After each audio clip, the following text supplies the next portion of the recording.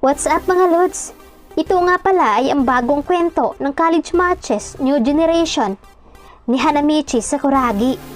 Sana ay masuportahan niyo po ito. At isang paalala po muna, ito ay isang fanfiction lamang na wala ito sa orihinal na kwento ng slam dunk o manga. Kaya wag po natin itong seryosohin. Tayo na, sisimulan na natin. Let's go! Mabalik nga tayo sa nakaraang bahagi kung saan ay nagbabalik nga itong si Hanamichi Sakuragi sa Kanagawa upang ipagpapatuloy ang kanyang pag-aaral bilang college. At dahil dito ay nagulat naman ang kanyang mga kaibigan na sila Takamiya, Okoso, Noma at Mito. At dahil nga dito ay biglaang nga nakita nila si Hanamichi na naglalakad nga sa hallway ng Kanagawa. Oy, Hanamichi, gonggong ka pa rin. Nakagraduate ka na ba ng high school? Dahil huling aral mo dito ay first year ka at nagtamo ka nga ng injury nung huling laban mo sa Sano. Wika naman ni Mito. Aba, Yuhi, hindi ka pa rin lumaki ah. Sa 3 taon natin na hindi nagkikita, parang lumiit ka. Asar na sabi ni Hanamichi kay Mito. Gunggong ka talaga, Hanamichi. Maliit naman talaga ako. Di naman ako tulad mo na bakulaw. Teka, saan nga palang punta mo, Hanamichi? Wika pa ni Mito. Pupunta ako sa gym. Sabi kasi ng iba, mas malaki at maganda daw ang gym dito sa Shohoku College. Sagot naman, Hanamichi.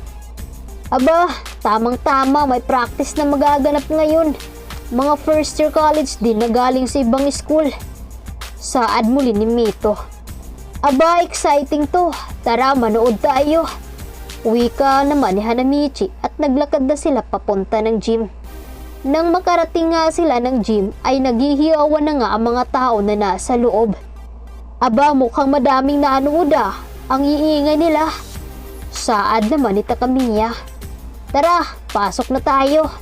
Sabi naman ni Okoso at agad naman tumango sila, Hanamichi, at pumasok nga sila sa loob ng gym. Sa pagpasok nga nila ay agad napatingin ang mga manunood kay Hanamichi.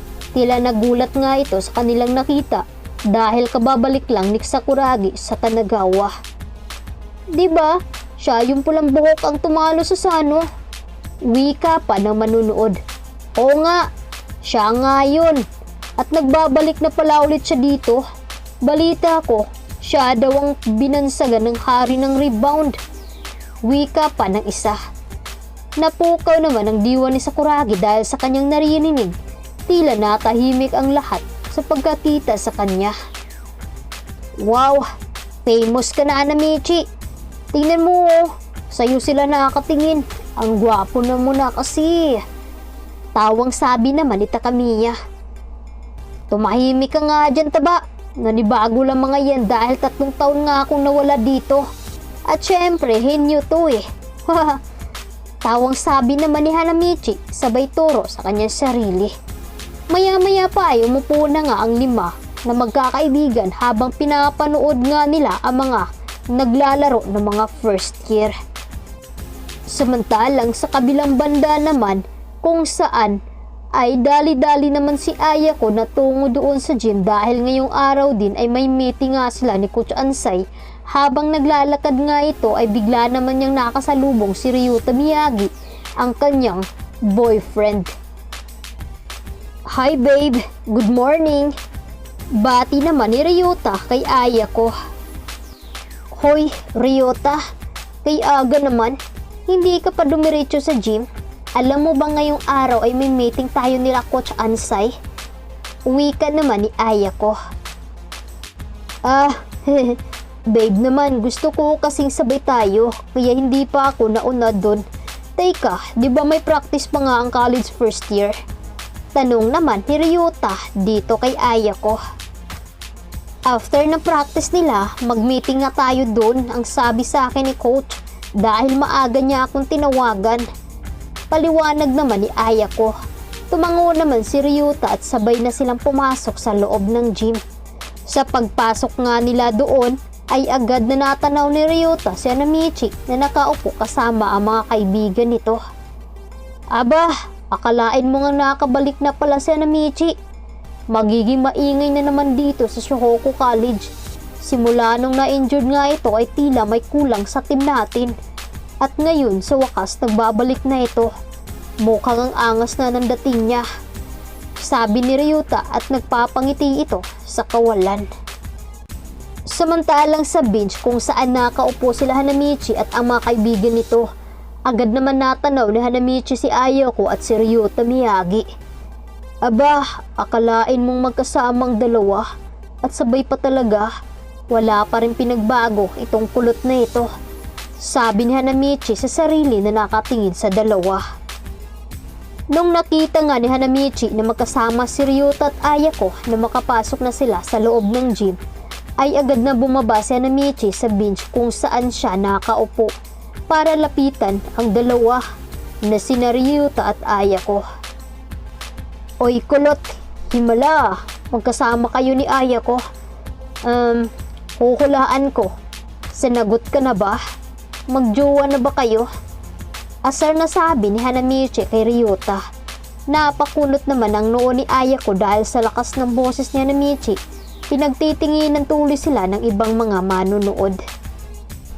Pangbihira ka Hanamichi, hindi ka pa rin nagbabago. Mas lalong lumala ang pag-uugali mo. 1 taon ka rin nawala. Wika naman ni Ayako. Oo nga, Sakuragi, buti at naisipan mong bumalik dito sa Kanagawa. Ang akala nga namin, lumipat ka na ng ibang school. Meron kasi nakapagsabi sa amin eh. Saad naman ni Ryota kay Hanamichi. At sino naman ang nagsabi nun? Alam mo kulot, dito ko kayo nakilala at dito rin ako magsisimulang maglaro ng basketball. Kaya hindi pwede na iiwan ko ang Shohoku na ito. At ang hinyong ito ang magpapasikat sa Shohoku College. At ang magiging number 1 ito sa buong Japan. Itaga mo yan sa kokoti mo Kulutsuki. Tawang sabi ni Hanamichi sabay irap kay Ayako. Napatingin naman ito si Miyagi kay Hanamichi na nagtataka ito dahil lalong yumayabang si Hanamichi at mukhang ang angas na ng dating at tigasin. Oy Hanamichi, saang lupalop ka ba nang galing? Bakit parang may nag-iba sa'yo? Seryosong tanong naman ni Ryota. Napahawak naman sa baba niya itong si Hanamichi, pati rin si Ayako ay nagtataka sa mga ikinikilos niya. Napalingon ito sa gawin ng mga nagpa-practice sa loob ng gym. Hindi pa pwedeng malaman nila kung anong tunay na nangyari sa akin after kong ma-injured. Kabiling-bili na ng aking kaibigan na hindi pa ito ang tamang panahon na matutuklasan nila ang tungkol sa buhay ko. Saad naman ni Hanamichi sa kanyang sarili. Ano nga kayang lihim ang tinatago ni Hanamichi? Sasabihin nga ba sa mga ito ang kanyang nakaraan? Kaya ito ang dapat nating aabangan sa mga susunod pa ng mga episode. Maraming salamat.